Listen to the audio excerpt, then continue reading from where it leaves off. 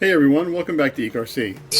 So today we're going to get to rebuilding our Tamiya Fox. Taking the entire car apart, cleaned everything. So I had to buy a new chassis because the original chassis had a crack right here and a big crack here. I'll keep the original chassis with it, but I wanted to put a new chassis in. I'll also show you the differences between the two chassis. I'll throw that video in right here, and also what I had to do to prep this one because there are some holes that had to be drilled. Looking at the differences between the two chassis, here's the new Nova Fox chassis, and here's the original Tamiya the Fox chassis. If we can see, it says it there. The new ones don't say it, they blocked it off. But there's other differences too. So when you go to build the original Fox, this is the original Fox documentation here, you'll see that it uses these holes here and these holes here to mount the servos. So we're talking about these holes here for the steering servo and these here for the speed control. Well, this has different holes for the steering servo because they eliminated this contraption which they came up with for the original Fox. This is fine. It actually works okay. It has the rubber grommet to go between here, and you want a little more of a direct connection, so they moved it up, put these holes in here, moved it up, and eliminated this whole situation here. I have this replacement chassis. You can see the broken part here. Okay, so what we're gonna have to do is drill these holes out. These are pretty simple. You can see that Tamiya, in their molds, they must have just made a correction. See, you can see little spots here where they're supposed to be. So I have my drill bits and I'm going to just drill it out. We can make this just like the original. Okay, and here it is. I did not widen this area here. I just basically took the original servo and mount and lined it up with the original chassis to see where it sat. I drilled the holes accordingly. Okay, so the first step is obviously getting your electronics set up. They have this manual speed control that is quite different than some of the other ones in the 80s. This one actually attaches to the servo itself. It's, you know, to be honest, I like it a lot. It's got these contacts here that are spring-loaded, so it always makes good contact. And it does have the BEC circuit. So this is all ready to go. I also set up the servo and the linkage, so that's ready to go. And I also put the switch, mounted the switch here on the chassis cover, which mounts here like this. So we're going to continue from there. So it brings us up to step 7, which is mounting the servos in.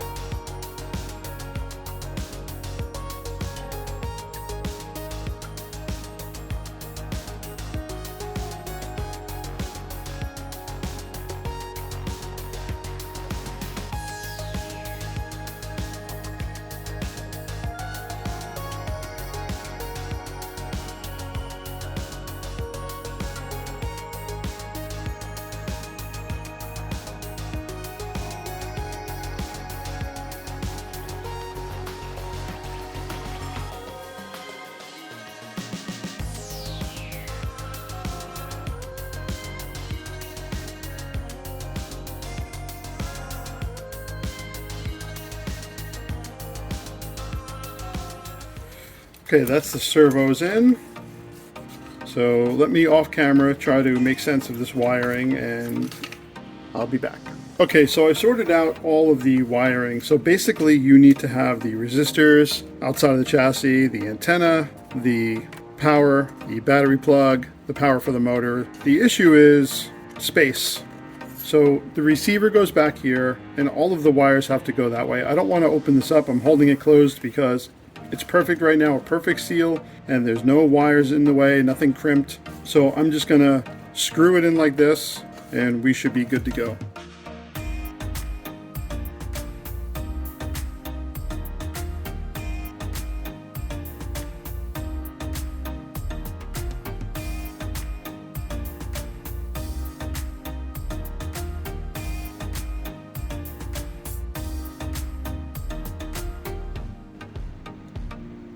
And put the body mount in. Now we put the side frame rails on and the front mounts for the suspension and the this front plate here that kind of ties it all together.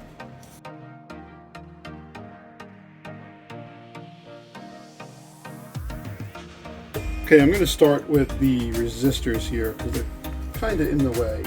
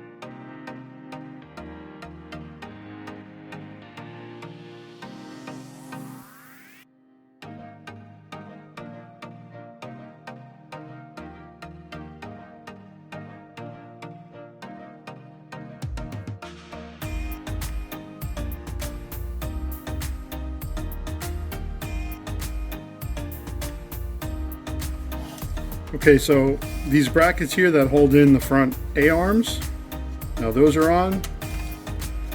Okay, so this is an interesting part. So this piece here on the Fox basically slides in place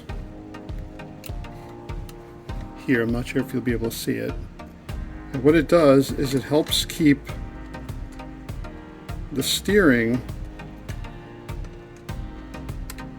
there we go. It helps keep the servo saver in place. So because it's so long, I guess, so it doesn't move back and forth. Which is quite an interesting idea, but there's a lot of friction there. Hopefully the servo is strong enough.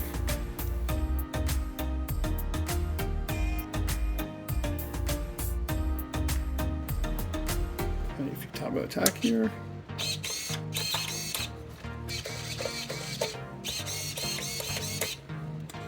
Okay, I think we're good. We can move on now to the rest of the build.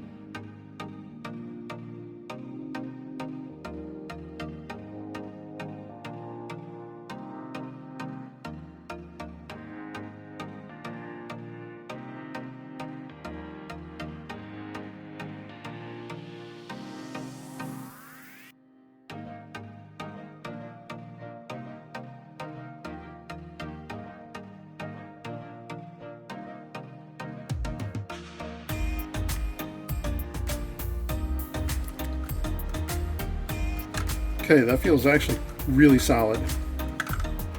So I think the next owner, or if I decide to keep it, this thing's gonna last quite a while.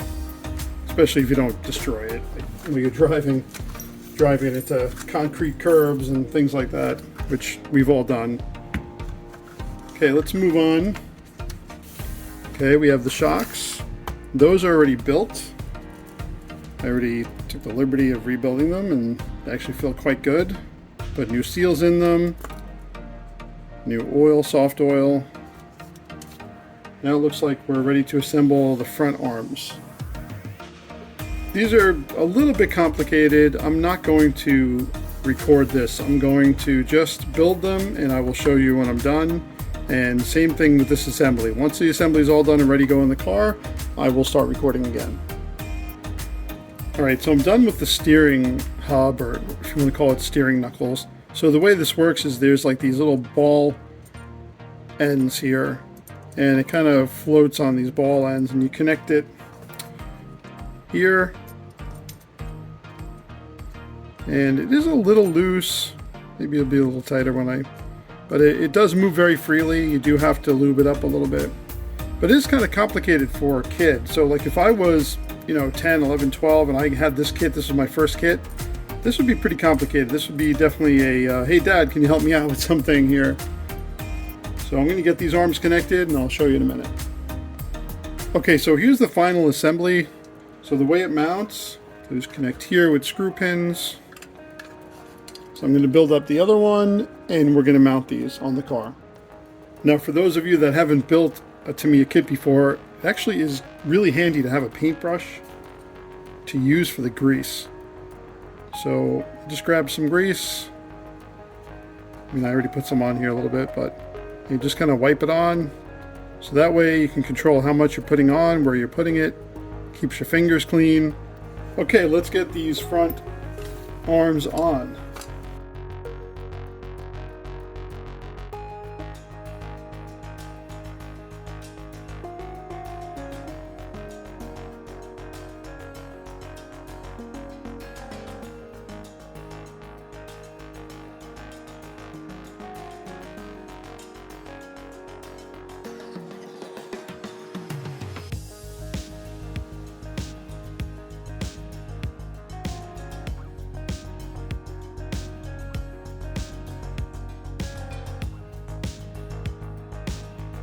I'm going to attach the steering, even though it probably doesn't tell you to do that yet, just so it's not flopping around. I feel like I'm going to damage something. Alright, now we're on to attaching the shocks. Okay, let's get this front shock on.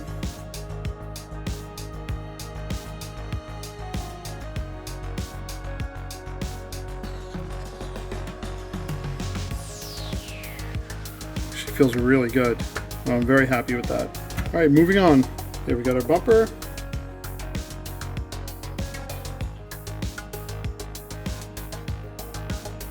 And now it looks like we're on to the gearbox. Now, I did put the drive shafts on the gearbox already with new bearings. So there's little C-clips here, and I didn't want to do it on camera because they're kind of a pain. It's little tiny C-clips. They're not the E-clips, they're literally C-clips, like spring-loaded, like just metal C-clips. And they have to go on here and it locks this in place so it doesn't pop out. I don't even know if that was necessary, but kind of a interesting design. So I put both on and these are all ready to go. So we can just put in these little plastic pieces here and then start building the gearbox.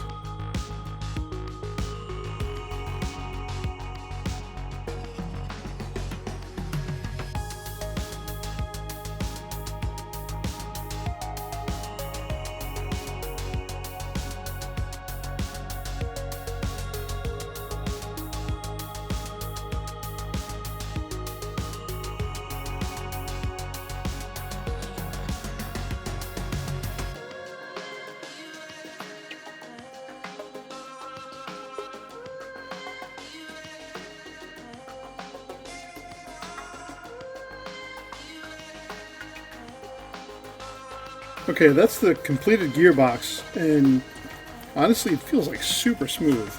Alright, let's move on to the next part, which is looks like the arms, which I did have to buy new ones because two of them were cracked. This again is that brittle plastic.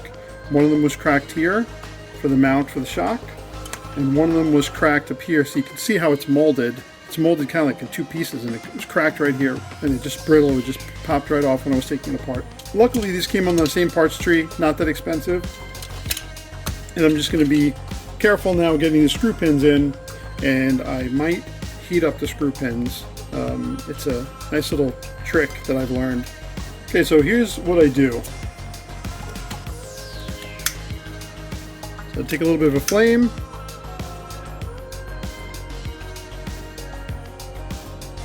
Heat this up for about 10 seconds and quickly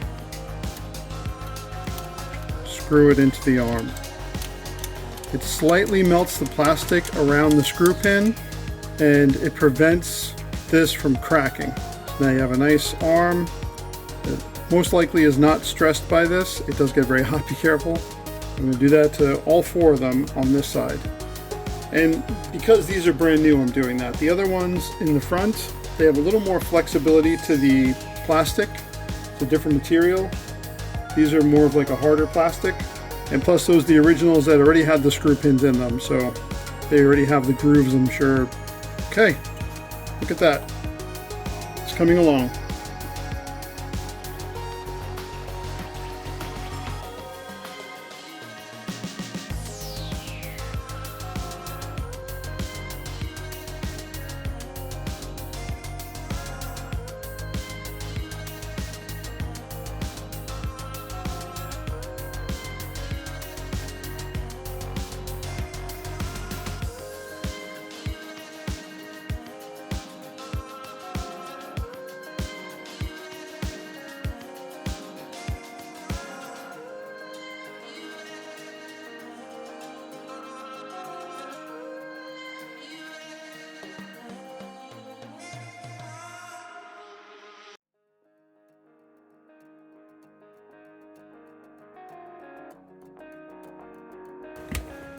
Okay, there's the rear assembly. Look at that.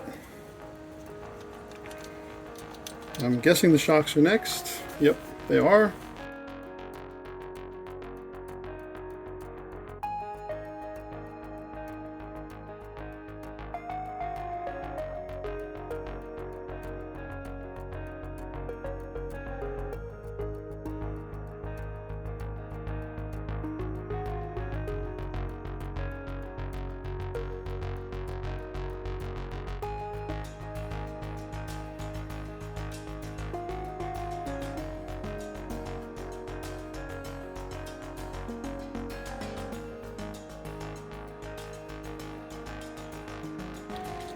Very nice.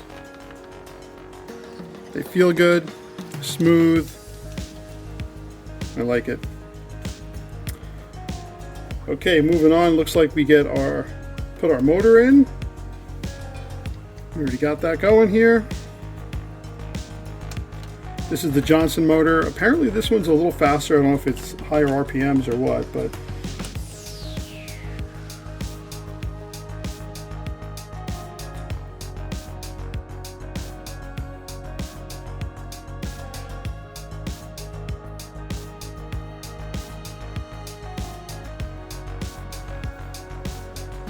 okay, the next step is putting this skid plate here on. Looks like it gets mounted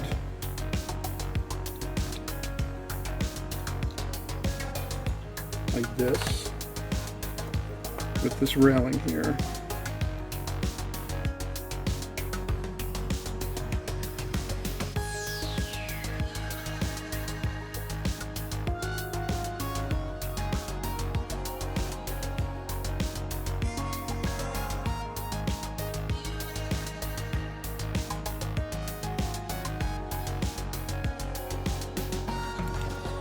Okay, let's get this mounted now.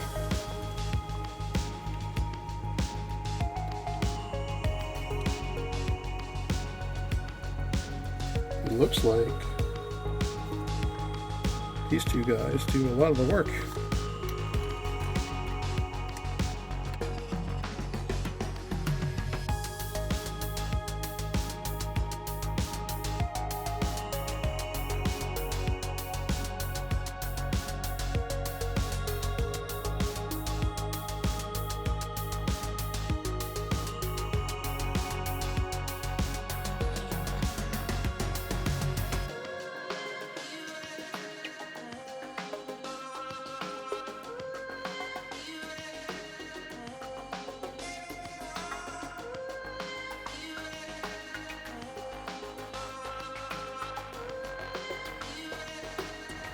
Now the battery door.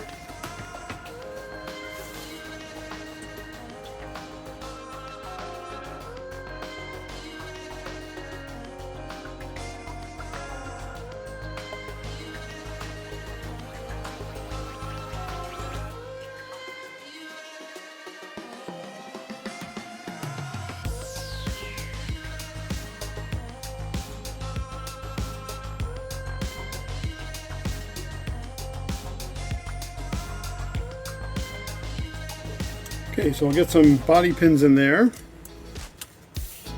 And the chassis is pretty much complete. Okay everyone, here's our completed Tamiya Fox. I think it came out great. I love the wheels. I did buy a new set of wheels for these. They are the original tires. It's the original body. I just cleaned it up. I think it looks really good.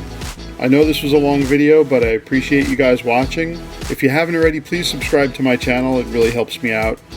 Thanks to everybody who subscribed. And if you like this video, please give me a like. Thanks for watching everyone, and I'll see you all in the next video.